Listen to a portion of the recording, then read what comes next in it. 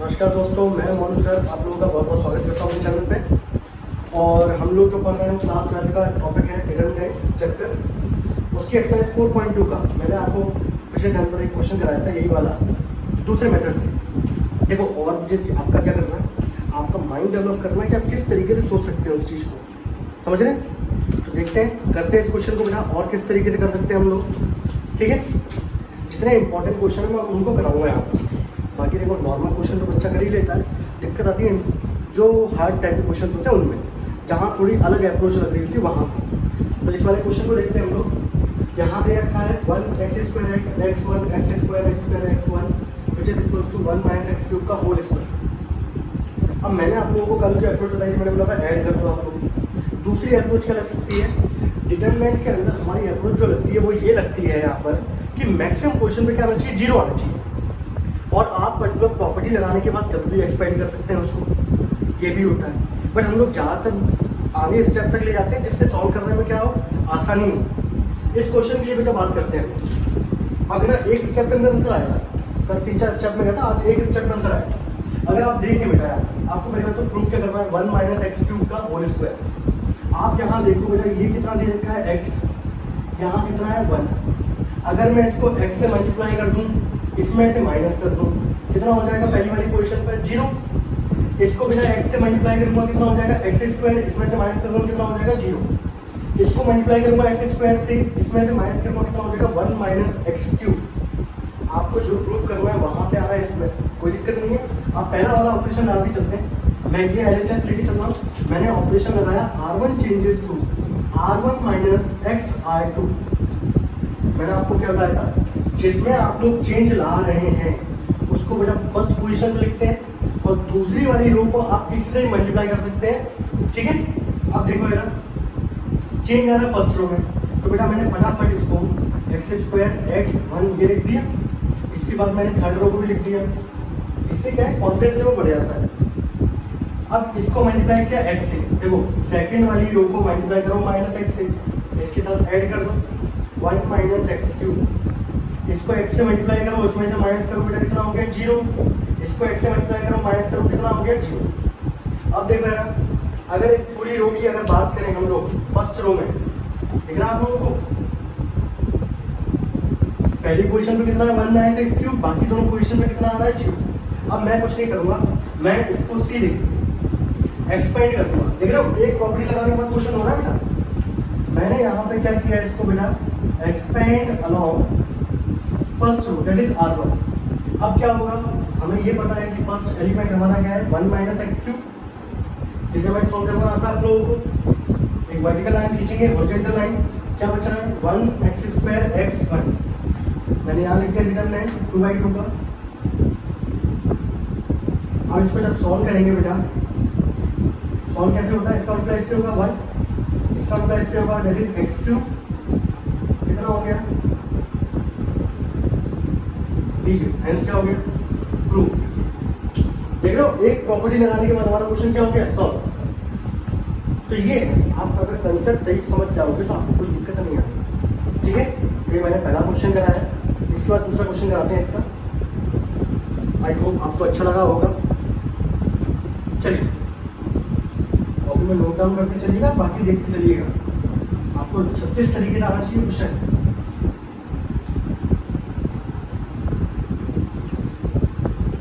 मंजिल खूबसूरत होनी चाहिए बेटा, रास्ते तो अपने आप में खूबसूरत हो जाते हैं, समझ रहे हैं? मंजिल को देख के इंसान चलता है, तो रास्तों की फिक्र नहीं होती।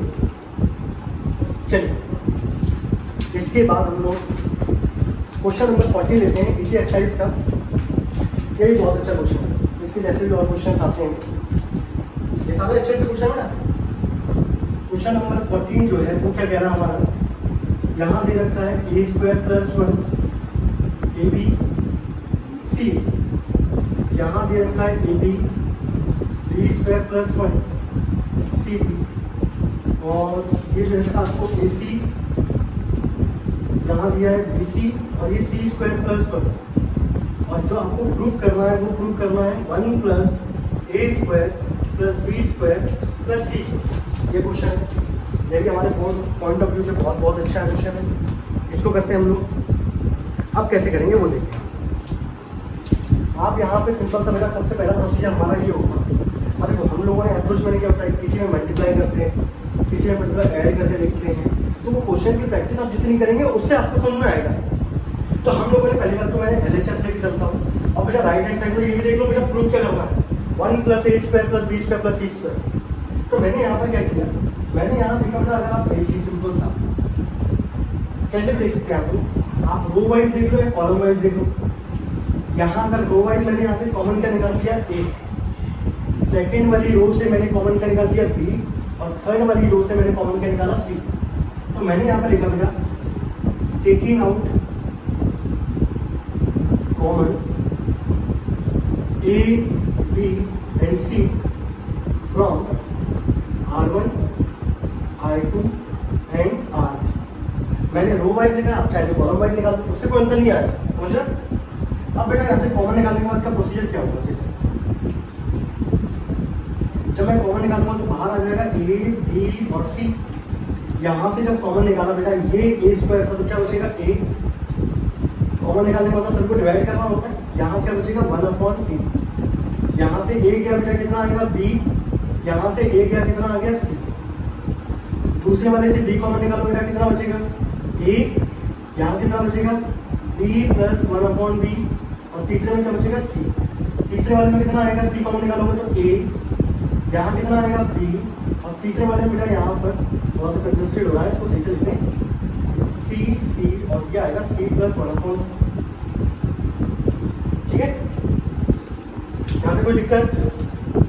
अब इसके बाद क्या करेंगे बेटा, अब मैंने आपको बताया था कि ज़्यादातर पोजीशन में हम लोग ये देखते हैं कि हमारा 0 आ जाए, समझ रहे। तो हम लोगों ने क्या किया, मैंने अगले स्टेप में यहाँ पर याद रख देता हूँ, मैंने लिखा ABC a + 1/a, और डायरेक्ट ही कर देते हैं क्यों, उसको पहले देखें है ना। अब तो एवरेज देखो। अब मैंने आप लोगों से बोला था कि ज़्यादातर पोजीशन में 0 आ जाए। अब देखो बेटा ज़्यादातर पोजीशन में 0 कैसा आएगा, इस C में से C चला जाए तो 0 आ जाएगा, इस B में से B चला जाए तो 0 आ जाएगा, इस A में से A चला जाए तो 0 आ जाएगा। तो हम लोग क्या करते हैं, एक सिंपल सी हमारा एक प्रॉपर्टी होती है I2 changes to I2 - R1। ये ऑपरेशन लगा लो, बताओ मैंने इसका ऑपरेशन क्या लगाया है इसमें बेटा, I2 changes to I2 - R1। आप तो एक प्रॉपर्टी एक ऑपरेशन सही से सीख लो, उसी को अप्लाई करते चलो खत्म। ठीक है, टेंशन लेने की जरूरत ही नहीं है। अब देखो यार ABC मैंने यहाँ लिख दिया, चेंज किसमें आ रहा है, सेकंड रो थर्ड रो में। पहली रो में तो कोई चेंज नहीं आ रहा, तो पहली रो के सारे एलिमेंट्स मैंने ऐसे लिख दिए a + 1/a, यहाँ b और c। इसमें से बेटा इसको माइनस करो, इसमें से इसको माइनस करो, इसमें से बेटा इसको माइनस करो, इसमें से जब इसको माइनस करोगे कितना आएगा 0। बेटा देखो सेकंड रो में से फर्स्ट रो को माइनस कर रहा हूँ, थर्ड रो में से भी फर्स्ट रो को माइनस कर रहा हूँ। C में से बेटा C जाएगा कितना बचेगा 0, इसमें से इसको माइनस करोगे कितना आ जाएगा 1/4। गॉट इट, आई होप तो इसमें कोई दिक्कत नहीं होगी। अब इसके बाद क्या करना है, आप लोगों ने यहाँ क्वेश्चन देख ही लिया है, आपको प्रूव क्या करना है, 1 + a² + b² + c²। अब इसके बाद क्या करना है आप लोगों को, आप लोग स्क्रीनशॉट ले चुके होंगे आई होप तो। अब देखिए इसके बाद, अब इसके बाद कुछ नहीं बेटा, आप चाहो तो यहीं एक्सपेंड कर दो इसको, आपका आंसर आ जाएगा, या आप चाहो तो इसके बाद एक स्टेप और बढ़ा सकते हो, बढ़ा सकते हैं। मैंने अब यहाँ पर क्या किया, मुझे यहाँ पर दिख रहा था जो आउटपुट में मुझे चाहिए था, वो चाहिए था 1 + a² + b² + c²।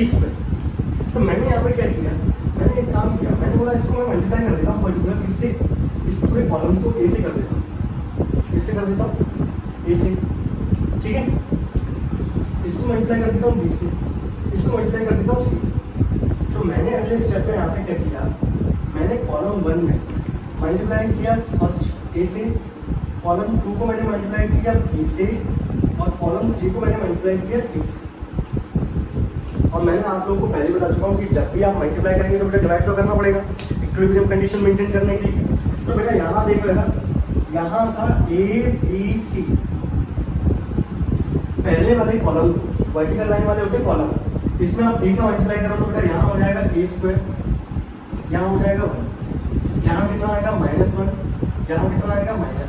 Got it, इसे मल्टीप्लाई करो b का b², यहाँ कितना आएगा 1, ये क्या हो जाएगा 0। इसमें सी का मल्टीप्लाई करो, सी स्क्वायर, ये 0 और ये कितना हो गया 1। अब जब मल्टीप्लाई करोगे तो बेटा क्या करना पड़ेगा, आपको डिवाइड भी करना पड़ेगा। डिवाइड को अलग से दिखा देता हूँ जिससे आपको समझ में आ जाए। Got it? आई होप कोई दिक्कत नहीं होगी, क्योंकि जब भी आप मल्टीप्लाई करेंगे तो डिवाइड तो करना पड़ेगा। अब इसके बाद क्या है, इसके बाद देखो यार, यहाँ से ये बचा, ये इससे क्या हुआ कैंसिल आउट, ये बचा।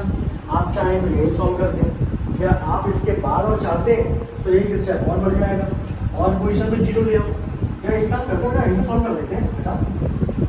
हम लोग सॉल्व करते हैं, एक काम करते हैं, इसको फर्स्ट रो के अलाउंग सॉल्व कर देते हैं। यानी तो बेटा expand along R1, first row के अलाउंग मैंने इसको क्या कर दिया एक्सपेंड। तो आपको मैंने बताया था बेटा यहाँ पर डिटरमिनेंट के स्टार्टिंग में ये जो डायमंड वाली पोजीशन होती है, इन सभी पे क्या आता है नेगेटिव, बाकी सभी पे क्या रहता है पॉजिटिव। तो डिटरमिनेंट सॉल्व करते वक्त जब आप a² + 1 लेंगे तो इसके लिए जो डिटरमिनेंट आएगा वो क्या आएगा, इसको छुपा लो आप, इसको छुपा लोगे, आपका क्या बचेगा 1 0 0 1। इसका मतलब ऐसे करो दैट इज 1। तो a² + 1 के साथ क्या आएगा 1। जिस पर मैंने डॉट लगाया मैंने बोला उस पर नेगेटिव आता है। ये हो गया माइनस का b²। इसको सॉल्व कर देते हैं बेटा। सॉल्व करने का प्रोसीजर क्या होता है, इसको छुपा लो, इसके नीचे वाले, इसके ऊपर वाले को छुपा लो। क्या दिख रहा है -1 1 0 1। इसका मतलब बेटा इससे होगा कितना आएगा -1, इसका मतलब इससे होगा 0। तो इसको सॉल्व करने पर कितना आ गया -1। तीसरा था आपका c²। तो जो रो में होता है उसको देखो मैं उसके नीचे छुपा दो, बस ये हट गया। इसका मतलब बेटा इससे होगा कितना आएगा 0, बीच में माइनस साइन आता है। इसका मतलब इससे होगा कितना आएगा -1। ठीक है, अब क्या करना है आपको, अब देखो आपका रिजल्ट आ चुका है बेटा a² + 1, नेगेटिव नेगेटिव क्या हो गया b², negative negative positive c²। आपका फाइनल रिजल्ट कितना आ गया 1 + a² + b², यही क्या था बेटा आपका RHS। क्या हो गया, ये प्रूव हो गया। देख रहे हो कैसे प्रूव हुआ ये। मैं आपको एक क्वेश्चन और कराता हूँ, ठीक है। हम तो इसमें और बहुत सारे क्वेश्चन होते हैं, बहुत सारे क्वेश्चन कराएंगे, जितने भी इंपॉर्टेंट लगेंगे हमें वो सब लेके चलते हैं। बता दो इसको, आप कॉपी में सही से नोट करिएगा, आपको उनको अच्छी तरीके से समझ में आएगा। इसके बाद आपको क्वेश्चन कराते हैं मिसलेनियस का, ठीक है। आपके एग्जाम्पल में भी है, आपको देखो कंसेप्ट सीखना है। मेन चीज ये है कि पर्टिकुलर कैसे अप्लाई करना है, क्या है, कैसा क्या है, वो चीजें इसको बता दें। डिटरमिनेंट चलना है हमारा, तो क्वेश्चन क्या है बेटा हमारा,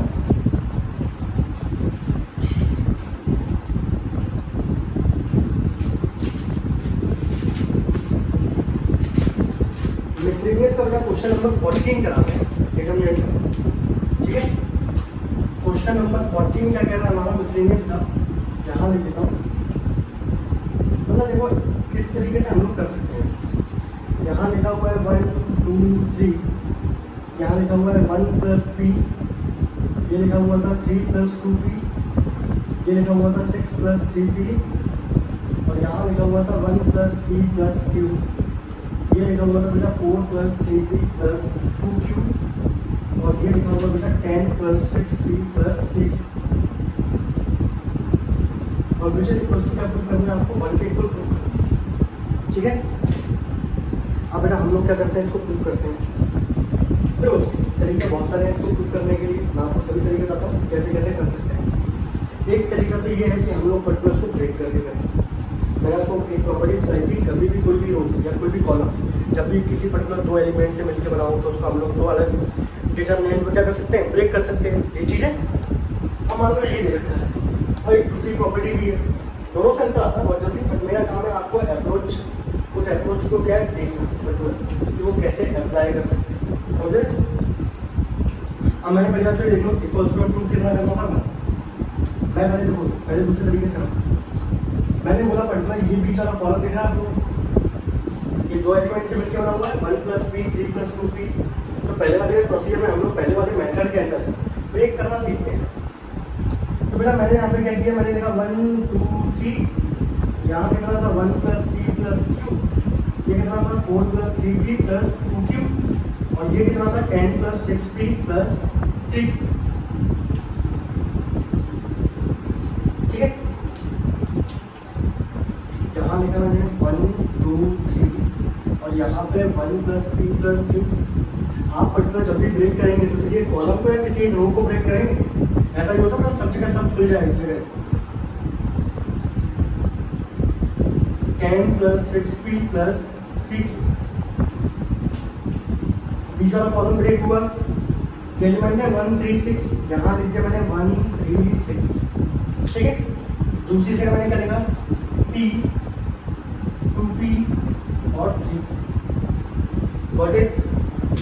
आपको समझ आ रहा होगा बेटा। ये इस बीच वाले कॉलम को हमने दो पार्ट में क्या कर दिया, ब्रेक कर दिया। अब एक चीज देखो, इतना आपने नोट कर लिया, अब अगला स्टेप क्या होगा, मैं लिख नहीं मैं इनसे कॉमन निकाल देता हूँ। आपको ये पता है कि डिटरमिनेंट के अंदर कभी भी किसी भी कॉन्स्टेंट का मल्टीप्लाई करते हैं तो किसी एक रो से होगा या तो पर्टिकुलर किसी एक कॉलम से होगा कि नहीं होगा। और ऐसे ही अगर कॉमन निकालेंगे तो पर्टिकुलर किसी एक रो से होगा या पर्टिकुलर किसी एक कॉलम से होगा।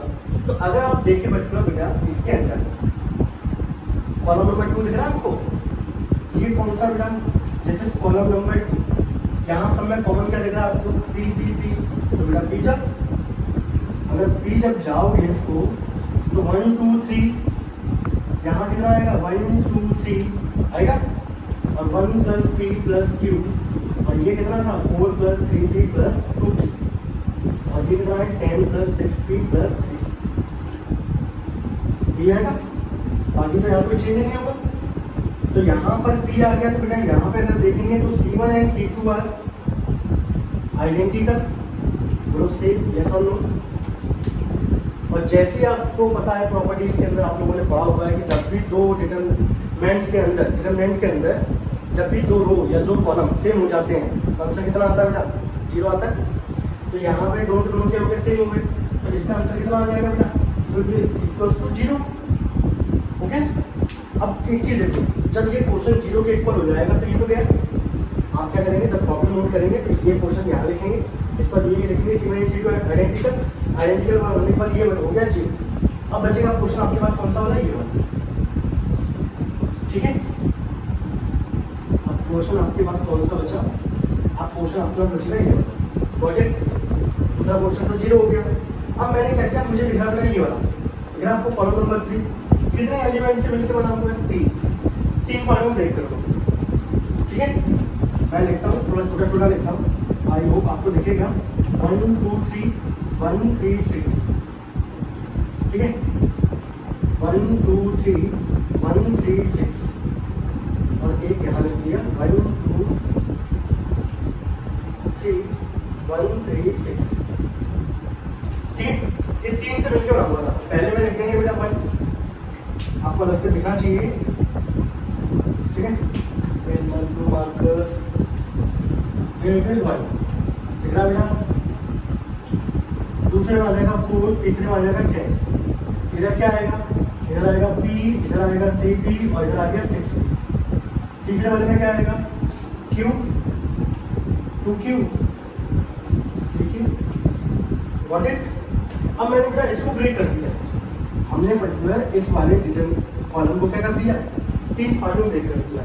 2 से मिलकर बना 2 पार्ट में ब्रेक होता है, 3 से मिलकर बना हुआ 3 पार्ट में होगा, 4 से मिलकर बना हुआ 4 पार्ट में ब्रेक होगा कि नहीं होगा। तो ब्रेक करने वाले से माइकल जैक्सन दिख रहा आपको, ब्रेक डांसर। अब इधर देखें ना, इसके अंदर और इसके अंदर देखें, इस पूरे कॉलम में कॉमन क्या है बेटा, p। आप इसके अगले वाले स्टेप में करेंगे, मैं तो डायरेक्ट कर रहा हूँ। आपको यहाँ पूरे में कॉमन दिख रहा है p, मैंने बेटा p बाहर निकाल दिया। अब यहाँ से p भाई सब चले जाएंगे, तो चाचा नेहरू चले गए। यहाँ से बेटा क्या दिख रहा है आपको, q बाहर निकाल दिया। आपका क्या आएगा 1, यहाँ कितना आ जाएगा 2, यहाँ कितना आ जाएगा 3।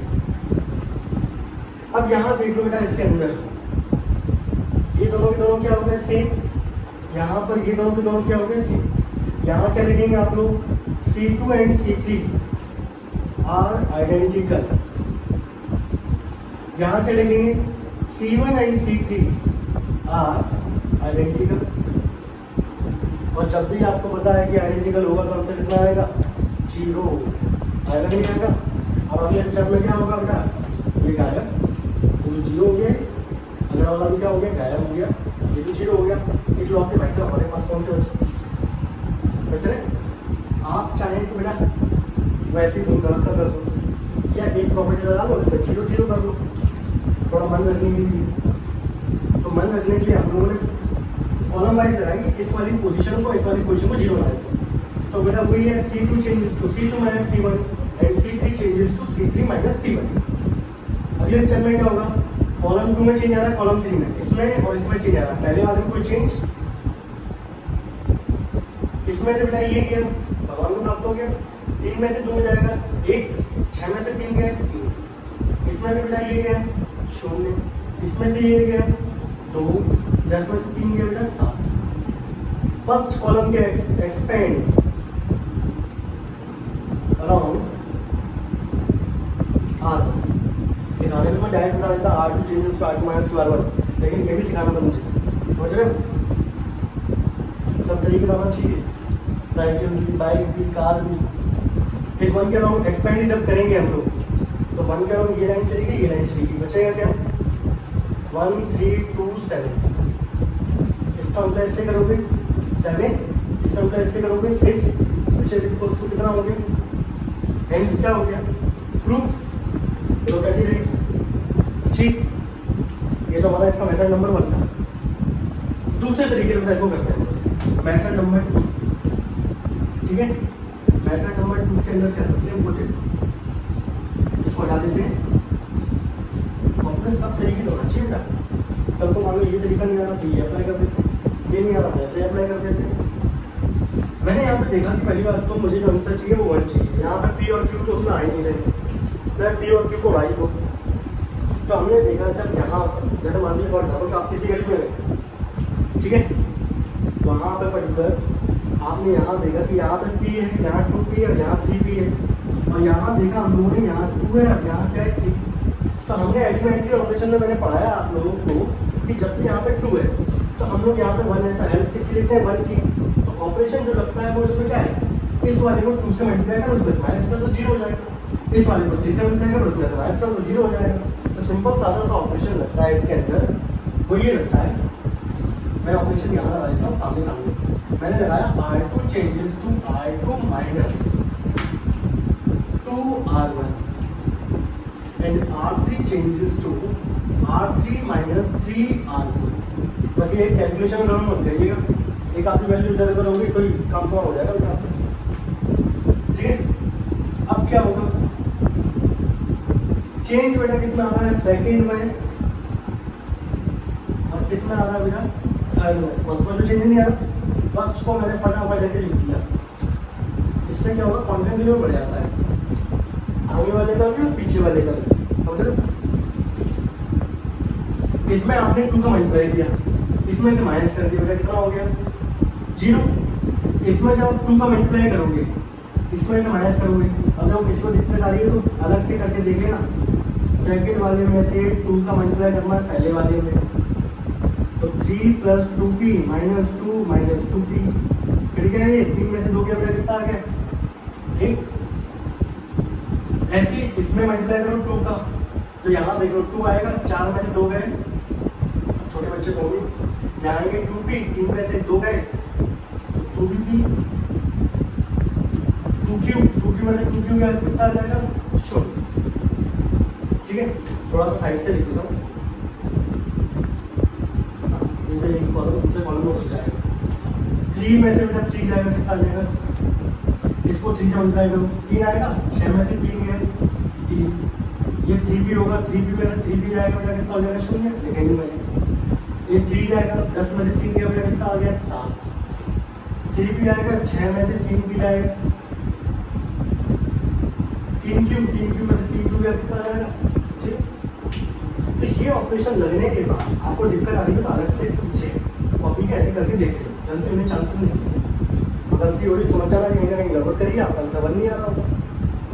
अब मैंने अगले स्टेप में मैंने क्या किया, मुझे दिख रहा है यहाँ पे 2 0 आ गए इसके नीचे, बस काम हो गया बेटा। इस 1 के नाम देख लो, एक्सपेंड कॉलम नंबर 1, और मैं आपको बचपन से चिल्ला चिल्ला के बोलता हूँ, ये 4 पोजीशन इन पे आता है नेगेटिव साइन। तो आप पहले तो 1 है, इसके नीचे 0 है, तो 0 जब एलिमेंट है तो सॉल्व करने की जरूरत ही नहीं है, इस 1 के अलावा सॉल्व करेंगे। और 1 के अलावा देखें आप तो ये इसको छुपा लो, इसको छुपा लो, तो क्या दिखेगा आपको 1 3 2 प्लस p 7 प्लस 3p। और 2 का बच्चा डिटरमाइन सॉल्व कर सकता है, इसको मल्टीप्लाई कर दो, इसको कर दो, तो 7 प्लस 3p माइनस इसका करोगे 6 माइनस 3p, 3 से p चला गया, 7 प्लस 6 गया, कितना आ गया 1। नेक्स्ट क्या हो गया प्रूफ। ठीक है, तो अभी इसको यही रोकते हैं और आगे क्लास में हम लोग इसका भी क्वेश्चन है एक्सरसाइज 4.2 का क्वेश्चन नंबर 13, बहुत शानदार क्वेश्चन है, बहुत ही अच्छा लगता है मुझे, वो भी कराएंगे और जो इसके और क्वेश्चन है वो भी लेके आएंगे। ठीक है, तब तक के लिए देखते रहिए। ठीक है, मनु सर।